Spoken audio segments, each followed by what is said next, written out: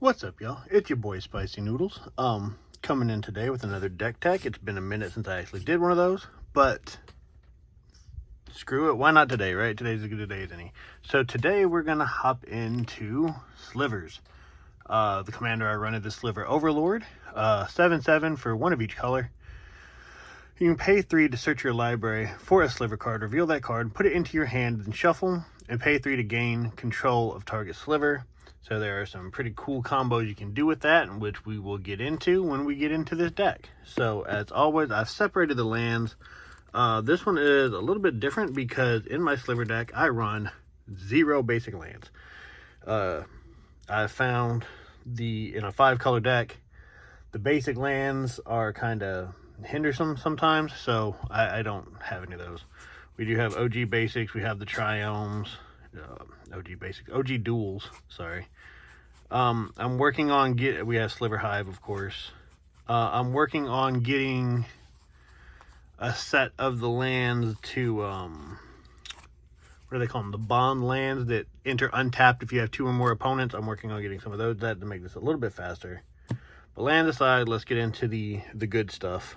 So artifact wise, we have Soul Ring because, of course, right, you have to have a Soul Ring in a commander deck. It's like, you know, an unwritten rule, right?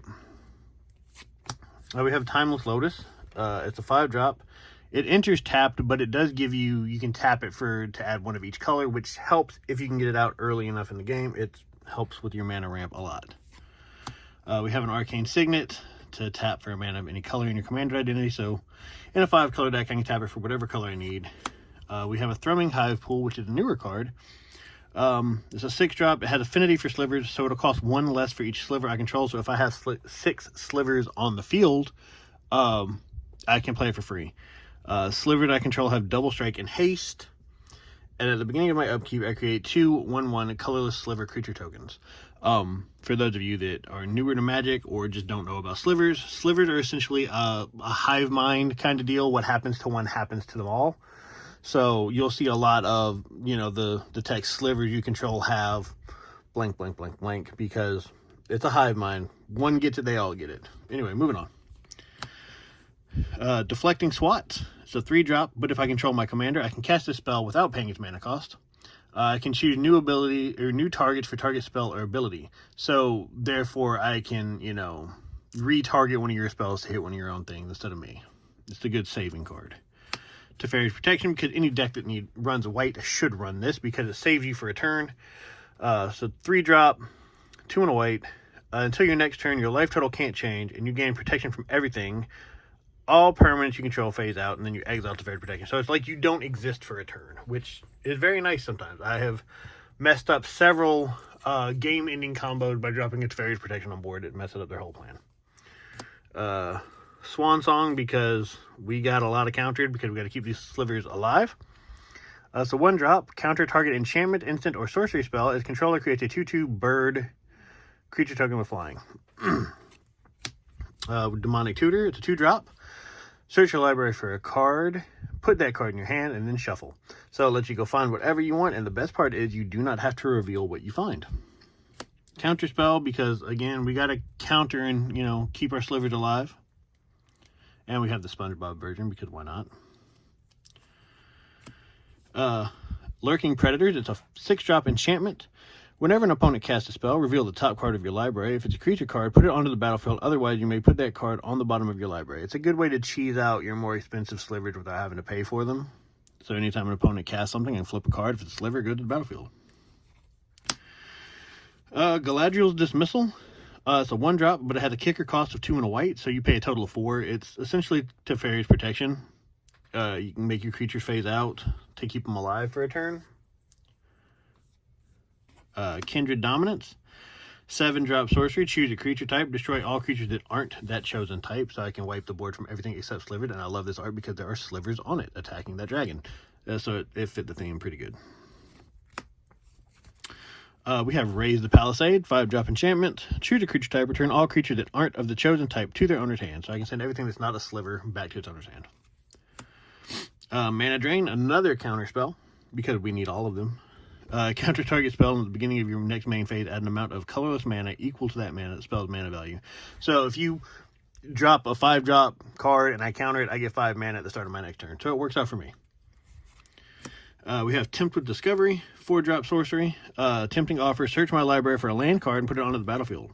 Each opponent may search their library for a land card and put it on the battlefield, but for each opponent who searches their library this way, I get to do it again. So if I have 3 opponents, and they all choose to do that, I get 4 lands. So, again, works in my favor to ramp a little bit. Finality of Eternity is a X drop and 2 black. So, from running the slivers for a couple years, what I've noticed is they struggle to recover from a board wipe. So, the couple of spells like this are the answer to that. I can destroy up to X target creatures with toughness X or less. And if X is 10 or more, I return all creature cards from my graveyard to the battlefield. So if somebody wipes all my slivers, and then it gets back around to my turn, and I have, you know, at least 12 mana on field because you have to put 10 into the X for this to work, then I can do that and return all my slivers back to the battlefield. So it's a good way to recover after a heavy board wipe. Path to Exile, because why not be able to just get rid of somebody else's stuff for a minute? Wrap and Vigor. 2-drop instant, regenerate each creature you control. Another way to survive a board wipe. You know, somebody wants to cast Blasphemous Act, I slap that down and regenerate all my slivers. Smothering Tithe. It's a 4-drop enchantment. Whenever an opponent draws a card, that player may pay 2. If that player doesn't, I get to create a treasure token. So anytime an opponent draws a card, they can either pay 2 mana or I get a treasure, and a treasure I can tap and sacrifice it to get a mana of any color. So it just helps with ramp, especially if I can get it out earlier game. It's great. Heroic Intervention, 2-drop instant, permanent I control, gain hexproof and indestructible until end of turn. Another way to keep my slivers safe from a board wipe. Rise of the Dark Realms, a 9-drop sorcery, put all creature cards from all graveyards onto the battlefield under my control. So not just mine, I get your stuff too after board wipes. So choose carefully. Boros Charm, 2-drop instant. I can choose 1. It either deals 4 damage to target player or planeswalker. Permanents I control gain indestructible until end of turn. Target creature gains double strike until end of turn. Another way to survive getting my slivers wiped off the field. An offer you can't refuse. 1-drop counter spell. Good way to, gotta counter people's stuff. Now let's get into the meat of it. These are all going to be creatures, because as a deck that works like a hive mind, the creatures are what you want the most of. We have Striking Sliver, 1-drop. Sliver creature I control have first strike, meaning if, we block, my creature deals damage before you, so essentially mine could potentially not take any damage. Bone Splitter Sliver, 4-drop. All slivers get a +2/+0, so they get stronger. Amoeboid Changeling. He's a shapeshifter with Changeling, so technically he is a sliver. And this is one of those combos I was talking about with the Overlord, right? So I can tap him, target creature gains all types until end of turn. Then I come in here and I pay 3 to gain control of target sliver. Now, if you look at the Oracle text in the Gatherer app or, anything like that, when I gain control of a target sliver, that is not until end of turn. I get it permanently until it is destroyed or removed. So if I get these 2 out and I have the mana, I'm taking your stuff, because I'm going to turn them into slivers and I'm taking them. Anyway, I can make a creature lose all types until end of turn. So if somebody tried to do the same to me, I could tap this to make it lose the sliver type. You know what I mean? It's just a way to mess with boards a little bit. It's fun and infuriating for everybody who's not playing it. We have Crystalline Sliver, 2-drop. All slivers have Shroud, so they can't be the target of spells or abilities. Nice way to keep them from getting targeted. The Sliver Hive Lord, 5-color sliver. Sliver creature I control are indestructible. Winged Sliver, 2-drop. All sliver creatures I control all sliver creatures have flying. So if you'll notice, some of these, the way they're worded, sliver creatures I control and just sliver creatures. So this would just be my creatures, and this one would affect the whole board. So if somebody else was playing slivered and I played this, I just gave all their slivers flying as well. So in another sliver game, you got to kind of be picky about what you play. Crypt Sliver, a 2-drop. All slivers have tap this creature to regenerate target sliver. So you can keep some stuff safe. Magma Sliver, a 4-drop. All slivers have tap. Target sliver gains +X/+0 until end of turn, where X is the number of slivers in play. So if you have, you know, a sliver that you want to swing at somebody and just end their existence, and you got a board wipe, you can, or a board full of slivers rather, not a board wipe. You can tap a bunch of your slivers to make one of them really big and scary, as long as you have a way to give it trample or flying or somewhere where they can't block it. We have Gigantic Sliver, 6-drop. Slivers you control get a +3/+3, so we're going to make them beefy. Lava Belly Sliver, 3-drop. Slivers you control have, when this creature enters the battlefield, it deals 1 damage to target player or planeswalker, and I gain 1 life. He is part of a 3-card combo in here, so we will set him aside, and we will talk about it as we get there. Sentinel Sliver, 2-drop. Sliver creatures you control have Vigilance, meaning when they attack, they don't have to tap. Gemhide Sliver, a 2-drop. All slivers have tap to add 1 mana of any color. And if you're producing a lot of those little tokens that we talked about earlier, they are great mana dorks to just help with ramp, especially if you can do it early game. Tempered Sliver, a 3-drop. Sliver creatures you control have, whenever this creature deals combat damage to a player, put a 1/1 counter on it. So when I hit you, they get beefier. We have Leeching Sliver, a 2-drop. Whenever a sliver you control attacks, defending player loses 1 life. Toxin Sliver, a 4-drop.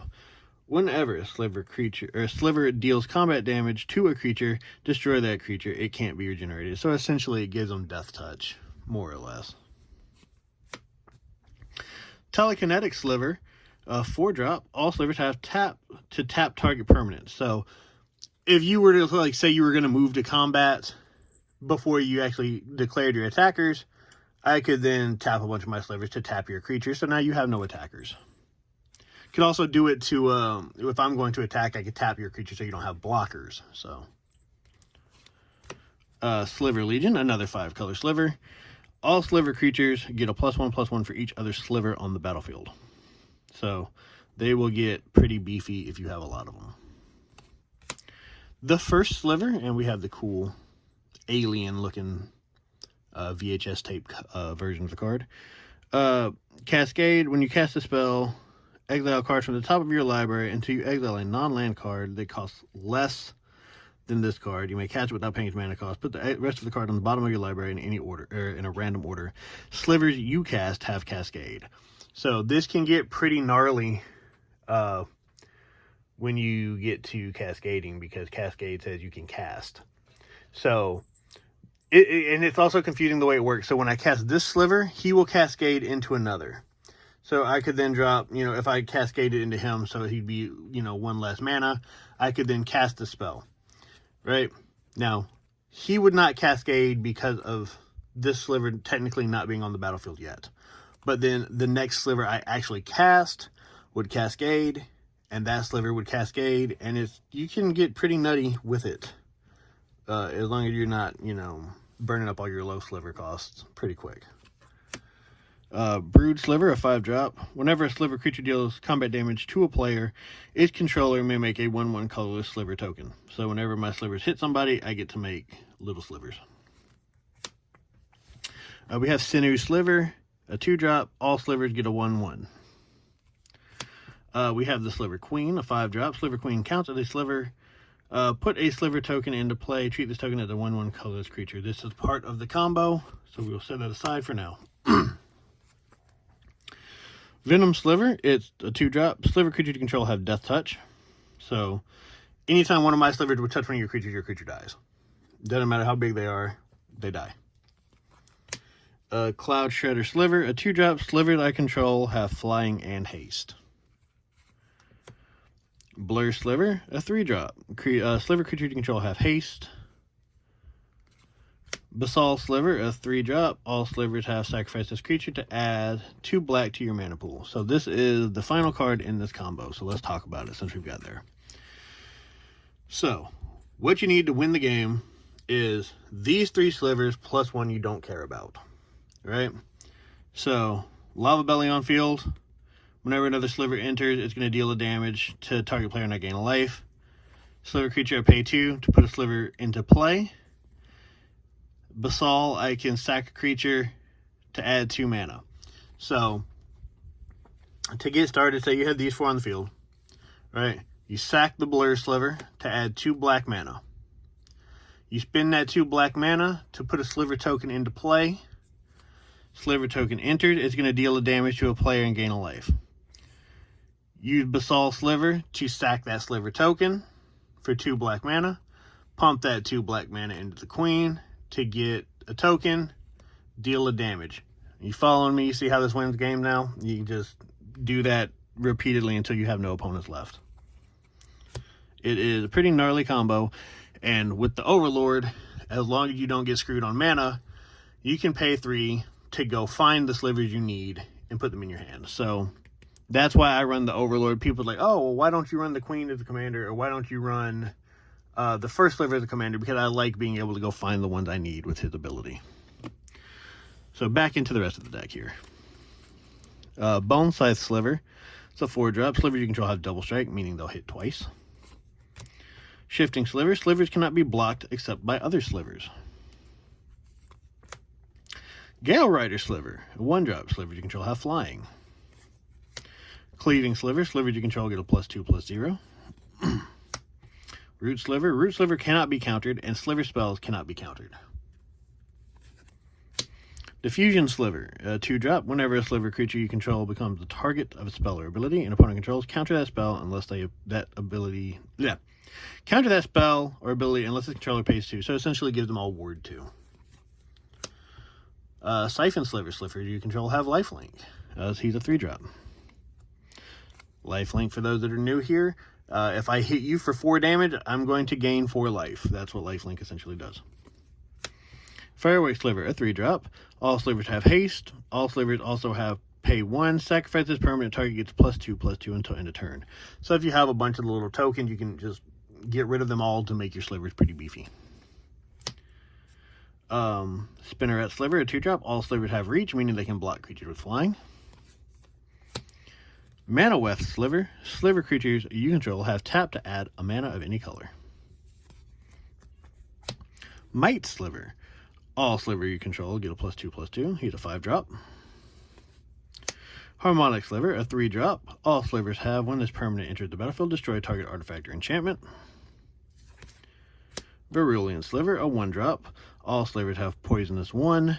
Whenever a sliver creature deals combat damage to a player, that player gets a poison counter. A player with 10 or more poison counters loses the game. I think this was actually before they just called it toxic,